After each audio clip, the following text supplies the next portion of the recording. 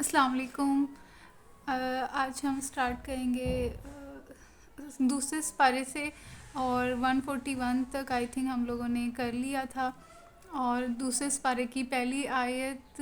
جو ہے وہ بھی ہم نے کر لی تھی، جس میں ہم نے پڑھا تھا کہ ہم جو رسول صلی اللہ علیہ وسلم کے امتی ہیں، ہم لوگوں کو ہم لوگ وسط عمر کے کہلاتے ہیں، کیونکہ ہم لوگوں کے اوپر رسول صلی اللہ علیہ وسلم ذمہ داری لگا کر گئے ہوئے ہیں کہ جو لوگ موجود نہیں ہیں ہم یا ان کو بھی مطلب حجۃ الوداع کے موقع کے اوپر رسول صلی اللہ علیہ وسلم نے گواہی لی تھی اس وقت کے لوگوں سے، مسلمانوں سے، کیا میں نے تمہیں اپنے پیغام پہنچا دیا ہے، اور سب نے گواہی دی تھی۔ 3 دفعہ رسول صلی اللہ علیہ وسلم نے یہ بات کہی تھی، اور پھر رسول صلی اللہ علیہ وسلم نے اپنی یہ جو ذمہ داری تھی تبلیغ کی، اور نظام میں جو ریاست، جو مدینہ کی جو ریاست رسول صلی اللہ علیہ وسلم نے قائم بھی کر کے دکھائی تھی، مطلب تبلیغ کے ساتھ ساتھ رسول صلی اللہ علیہ وسلم نے امپلیمنٹیشن بھی کر کے دکھایا تھا، ایک نمونہ دنیا کو کریٹ کر کے دکھایا تھا۔ تو اس کے بعد یہ ذمہ داری جو ہے وہ اس وقت کے مسلمانوں اور ہم لوگوں کے اوپر لگا دی گئی تھی، کیونکہ رسول صلی اللہ علیہ وسلم نے فرمایا تھا کہ تم لوگوں کے اوپر اب ذمہ داری ہے کہ تم لوگ میرا پیغام جو ہے آگے تک پھیلاؤ ان لوگوں کو بھی جو کہ موجود نہیں ہیں۔ تو اب وہ ذمہ داری جو ہے وہ ہم لوگوں کی ہے کہ ہم لوگ جو ہیں وہ رسول صلی اللہ علیہ وسلم کا جو پیغام ہے اور جو نظام ہے ریاست مدینہ کا، جو رسول صلی اللہ علیہ وسلم نے کریٹ کر کے دکھایا، وہ ہم لوگ جو ہیں اب کریٹ کر کے دکھائیں، اور تاکہ جو دوسرے نان مسلم ہیں وہ بھی اس طرف آئیں، اور قیامت والے دن کسی بھی نان مسلم کو یہ کہنے کا موقع نہ ملے کہ مجھے اے اللہ مجھے تو تیرا پیغام ملا ہی نہیں۔ تو یہ پوری آیت جو ہے میں نے آپ کو اس کا اس وقت بتا دیا تھا پچھلی ویڈیو میں، جو کہ آپ کو مل جائے گی۔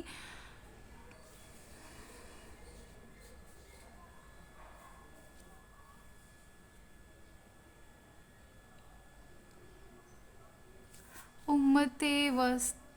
اور دوسرا یہاں پہ یہ بھی پیغام دیا گیا تھا یہ بھی کہ آپ جو قبلہ ہے وہ بیت المقدس سے خانہ کعبہ کی طرف کیا جائے، اور ساتھ یہ بھی بتا دیا کہ یہ ایک قسم کا آزمائش تھی مسلمانوں کے لیے کہ وہ رسول صلی اللہ علیہ وسلم کی کتنی زیادہ پیروی کرتے ہیں۔ جب رسول صلی اللہ علیہ وسلم کو اس چیز کا حکم ملا تو آپ نے جو اپنا رخ جو ہے چینج کر دیا، اور آپ کو فالو کرتے ہوئے تب کے جو مسلمان تھے انہوں نے بھی اپنا جو ہے رخ چینج کر لیا۔ تو اس کے اوپر جو دوسرے لوگ تھے انہوں نے کہا کہ یہ ان کو کیا ہو گیا کہ انہوں نے اپنا جو قبلہ ہی چینج کر لیا ہے۔ تو پھر اللہ تعالیٰ نے کہا تھا کہ مشرق اور مغرب سب اللہ تعالیٰ کا ہے، تم جدھر بھی دیکھو گے اللہ تعالیٰ تمہیں مل جائیں گے۔ اصل چیز تو وہ ہے سیدھا رستہ۔ تو اب ہم لوگ سٹارٹ کرتے ہیں 144 سے۔ قد نرى تقلب وجهك في السماء فلنولينك قبلة ترضاها فول وجهك شطر المسجد الحرام وحيث ما كنتم فولوا وجوهكم شطره وإن الذين أوتوا الكتاب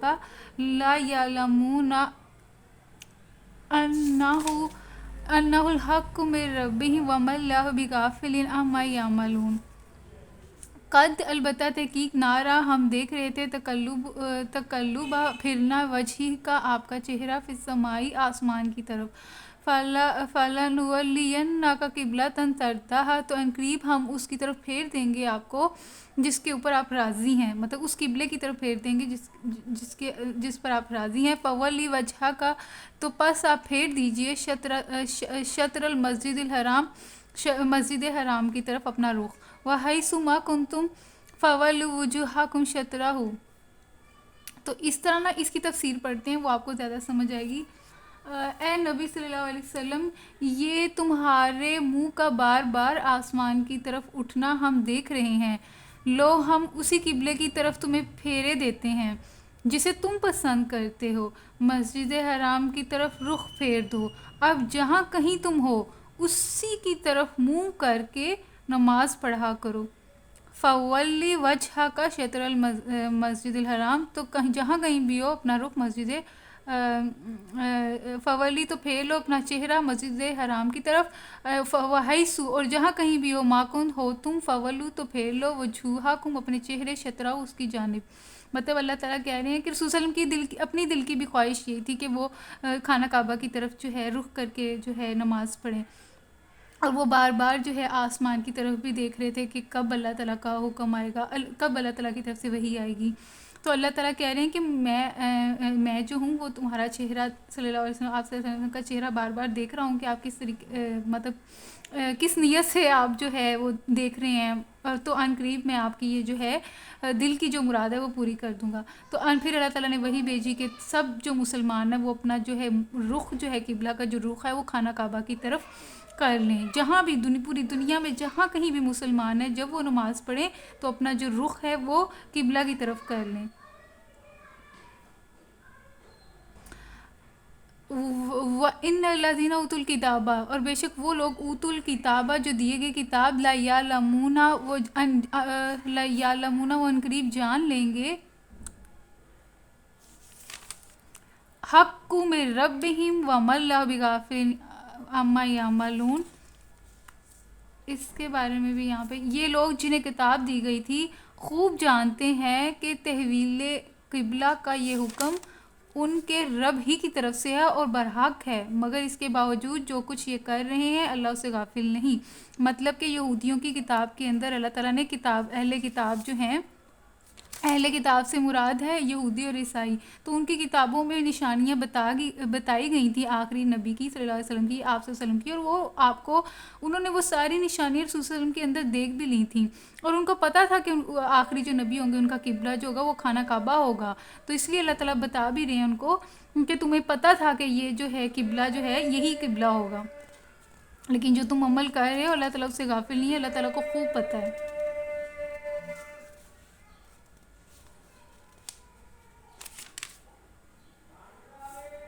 تو اس لیے اللہ تعالیٰ نے کہا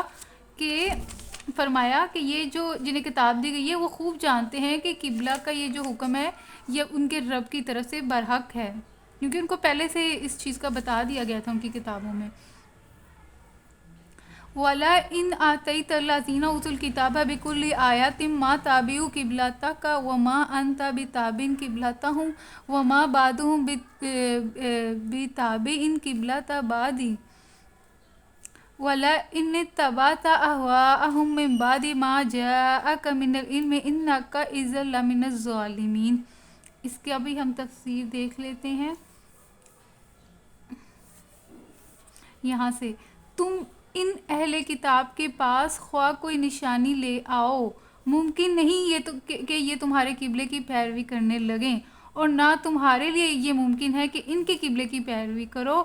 اور ان میں سے کوئی گروہ بھی دوسرے کے قبلے کی پیروی کے لیے تیار نہیں ہے، اور اگر تم نے اس علم کے بعد جو تمہارے پاس آ چکا ہے ان کی خواہشات کی پیروی کی تو یقیناً تمہارا شمار ظالموں میں ہوگا۔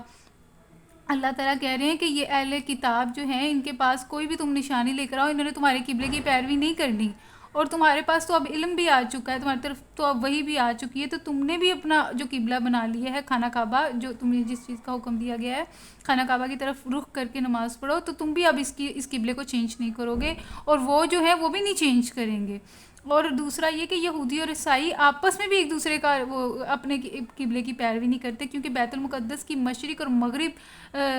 جو ہے ان کی طرف یہودی اور عیسائی جو ہے اپنی عبادت کرتے ہیں، یعنی کہ عیسائی اور یہودی میں سے ایک کا جو قبلہ مشرق ہے تو دوسرے کا مغرب ہے، مطلب کہ ان دونوں کے آپس میں بھی قبلے کے جو رخ ہے نا وہ نہیں جو ہے ملتے۔ تو اللہ تعالیٰ کہہ رہے ہیں کہ انہوں نے تو اب تمہارے پاس جو حق آ گیا تمہیں چاہیے کہ اس کے اوپر عمل کرو اور ان کی خواہشات کی پیروی نہ کرنا، ورنہ تم بھی ظالموں میں شمار ہوگے۔ الذین آتیناہم الکتاب یعرفونہ کما یعرفون ابناءہم وان فریقا منہم لا یکتمون الحق وہم یعلمون۔ اور اللہ تعالیٰ فرما رہے ہیں کہ جن لوگوں کو ہم نے کتاب دی ہے وہ اس مقام کو جسے قبلہ بنایا گیا ہے ایسے پہچانتے ہیں جیسے اپنی اولاد کو پہچانتے ہیں، مگر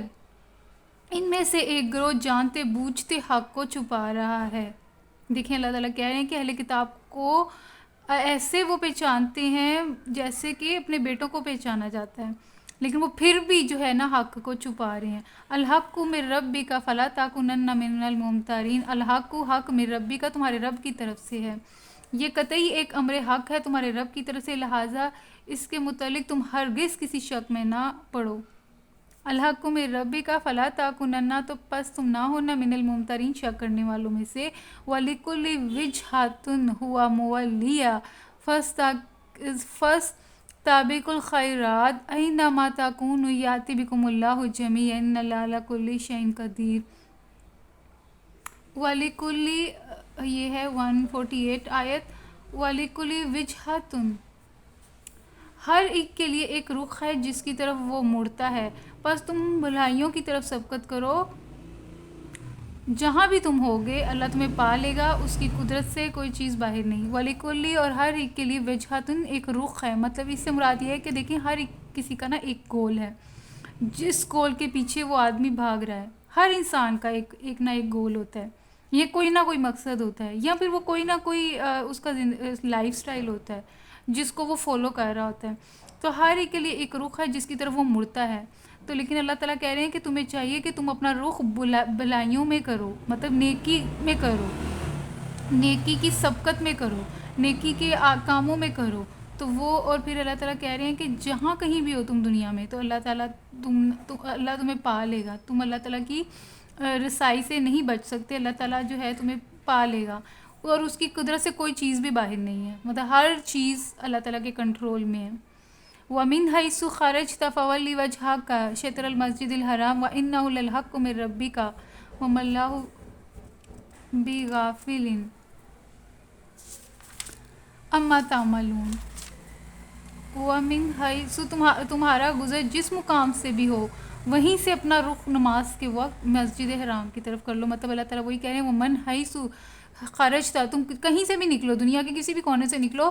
لیکن جب نماز کا ٹائم آ جائے تو اپنا چہرہ جو ہے وہ خانہ کعبہ کی طرف ہم لوگوں نے کرنا ہے۔ فَوَلِّ وَجْهَكَ شَطْرَ الْمَسْجِدِ الْحَرَامِ وَإِنَّهُ لَلْحَقُّ مِنْ رَبِّكَ، اور بے شک یہ حق ہے آپ کے رب کی طرف سے۔ وَمَا اللَّهُ بِغَافِلٍ، اور اللہ تعالیٰ غافل نہیں ہے جو بھی ہم عمل کر رہے ہیں۔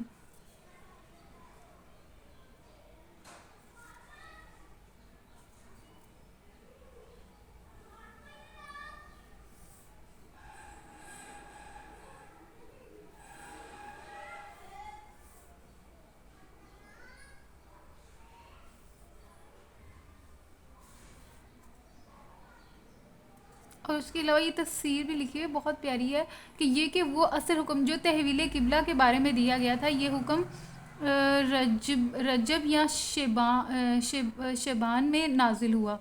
حضور صلی اللہ علیہ وسلم ایک صحابی کے ہاں دعوت پر گئے ہوئے تھے، وہاں ظہر کا وقت آ گیا اور آپ لوگوں کو نماز پڑھانے کھڑے ہوئے، 2 رکعتیں پڑھا چکے تھے کہ تیسری رکعت میں یکایک وحی کے ذریعے یہ آیت نازل ہوئی، اور اسی وقت آپ اور آپ کے اقتدار میں جماعت کے تمام لوگ بیت المقدس سے کعبے کے رخ پھر گئے۔ اس کے بعد مدینہ اور اطراف مدینہ میں اس کی عام منادی کی گئی، اور یہ فرمایا کہ ہم تمہارے منہ کا بار بار آسمان کی طرف اٹھنا دیکھ رہے ہیں، اور یہ کہ ہم اس قبلے کی طرف تمہیں پھیر دیتے ہیں جسے تم پسند کرتے ہو۔ اس سے صاف معلوم ہوتا ہے کہ تحویل قبلہ کا حکم آنے سے پہلے نبی صلی اللہ علیہ وسلم اس کے منتظر تھے۔ یہ اس کا ترجمہ بتایا ہوا ہے کہ جو ہم نے پیچھے بھی اس کی تفسیر ویسے پڑھ لی ہوئی ہے، اور دوسرا بھی یہ تفسیر بہت پیاری بتائی ہوئی ہے۔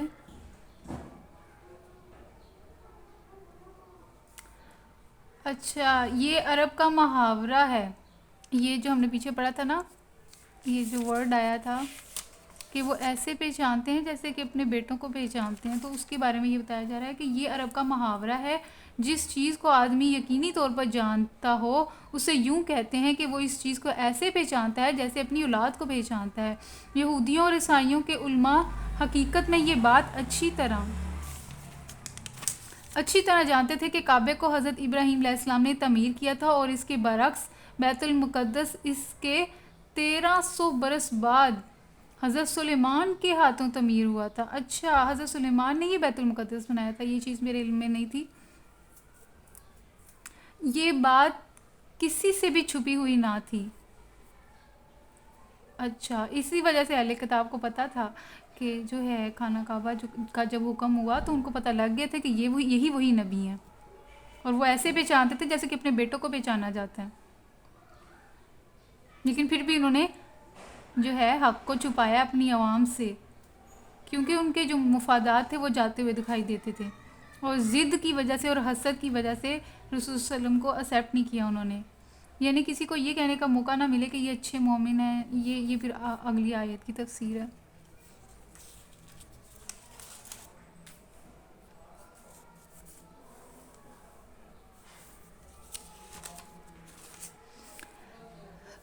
150 آیت ومن حیث خرجت فولی وجہک شطر المسجد الحرام وحیث ما کنتم فولوا وجوہکم شطرہ لئلا یکون للناس علیکم حجۃ الا الذین ظلموا منہم فلا تخشوہم واخشونی ولأتم نعمتی علیکم ولعلکم تہتدون. اس کی بھی تفسیر دیکھ لیتے ہیں. 150 اور جہاں سے بھی تمہارا گزر ہو تو اپنا رخ جو ہے وہ مسجد حرام کی طرف پھیرا کرو، اور جہاں بھی تم ہو اس کی طرف منہ کر کے نماز پڑھو تاکہ لوگوں کو تمہارے خلاف کوئی حجت نہ ملے. اللہ تعالیٰ نے کہا ہے کہ جدھر بھی جہاں کہیں بھی پوری دنیا میں کہیں بھی ہو تو سب جو ہے جب بھی نماز پڑھیں تو اپنا قبلہ جو ہے وہ کعبہ کی طرف کر لیں. ہاں ان میں سے جو ظالم ہے ان کی زبان کسی حال میں بند نہ ہوگی، تو وہی نہ جنہوں نے نہیں نہ مارنا ان کے سامنے جتنے مرضی دلائل لے کر آ جائیں، لاجک لے کے آ جائیں، انہوں نے نہیں مارنا. تو اللہ تعالیٰ کہہ رہے ہیں کہ جو ظالم ہے ان کی زبانیں پھر بھی بند نہیں ہونی، تو تم ان سے اور اللہ تعالیٰ کہہ رہے ہیں تمہیں ان سے ڈرنے کی ضرورت نہیں ہے، مجھ سے ڈرو. یہ بہت اچھی آیت ہے. فلا تخشوہم واخشونی، تو تم ان سے نہ ڈرو، صرف مجھ سے ڈرو. اٹس مین کہ مجھے کسی انسان سے ڈرنے کی ضرورت نہیں ہے. مطلب میرے اندر اتنی جرت ہونی چاہیے کہ میں مطلب یہ چیز جو ہے مجھے انسانوں کی غلامی سے نجات دیتی ہے، کہ مجھے صرف ایک اللہ کا خوف رکھنا ہے اور باقی سارے خوف اپنے دل سے نکال دینے ہیں، تو میں کتنی زیادہ اسٹرانگ بن جاؤں گی. یہ آیت جو ہے بہت زیادہ اسٹرانگ کرتی ہے. فلا تخشوہم واخشونی ولیتم نعمتی علیکم ولعلکم تہتدون. تو ان سے تم نہ ڈرو بلکہ مجھ سے ڈرو، اور اس لیے کہ میں تم پر اپنی نعمت پوری کر دوں، اور اس توقع پر کہ میرے اس حکم کی پیروی سے تم اسی طرح فلاح کا رستہ پاؤ گے جس طرح تمہیں اس چیز سے فلاح نصیب ہوئی کہ ہم نے تمہارے درمیان خود تم میں سے ایک رسول بھیجا جو تمہیں ہماری آیات سناتا ہے، تمہاری زندگیوں کو سنوارتا ہے، تمہیں کتاب اور حکمت کی تعلیم دیتا ہے، اور تمہیں وہ باتیں سکھاتا ہے جو تم نہ جانتے تھے. لہٰذا تم مجھے یاد رکھو، میں تمہیں یاد رکھوں گا، اور میرا شکر ادا کرو اور کفران نعمت نہ کرو. وہی اللہ تعالیٰ کہہ رہے ہیں کہ صرف مجھ سے ڈرو، ان سے ڈرنے کی ضرورت نہیں ہے، اور میں تم پہ اپنی ساری نعمتیں جو ہے تمام کر دوں گا، اور لعلکم تاکہ تم ہدایت پا جاؤ گے. وما ارسلنا فیکم رسول، جس طرح اللہ تعالیٰ کہہ رہے ہیں کہ ارسلنا ہم نے بھیجا تم میں سے رسول، منکم یتلو جو کہ تم پہ تلاوت کرتا ہے تم پر آیاتنا ہماری آیتیں، ویزکی وہ تم کو پاک کرتا ہے، ویعلمکم الکتاب اور تم کو سکھاتا ہے کتاب، والحکمت اور حکمت بھی، ویعلمکم ما لم تکونوا تعلمون اور اللہ تعالیٰ فرما رہے ہیں وہ تمہیں وہ چیزیں سکھاتا ہے جس کا تمہیں علم نہیں تھا پہلے. رسول صلی اللہ علیہ وسلم نے آ کے ہمیں بتایا کہ یہ حق ہے یہ باطل ہے. رسول صلی اللہ علیہ وسلم نے ہماری روحوں کو پاک کیا، ہمارے جسموں کو پاک کیا. مطلب ایک اندھیرے والی اور شرک والی زندگی گزارے تھے، تو رسول صلی اللہ علیہ وسلم نے ہماری زندگیوں کو پاک کیا. فَاذْكُرُونِي أَذْكُرْكُمْ، یہ بھی بہت اچھی آیت ہے. اللہ تعالیٰ کہہ رہے تم مجھے یاد کرو میں تمہیں یاد کروں گا. وَاشْكُرُوا لِي اور میرا شکر ادا کرو، وَلَا تَكْفُرُونَ اور کفر کرنے والوں میں سے نہ ہو جاؤ. یہ ہے 152 آیت. نیکسٹ جو ہے ہم 153 سے سٹارٹ کریں گے. Thank you.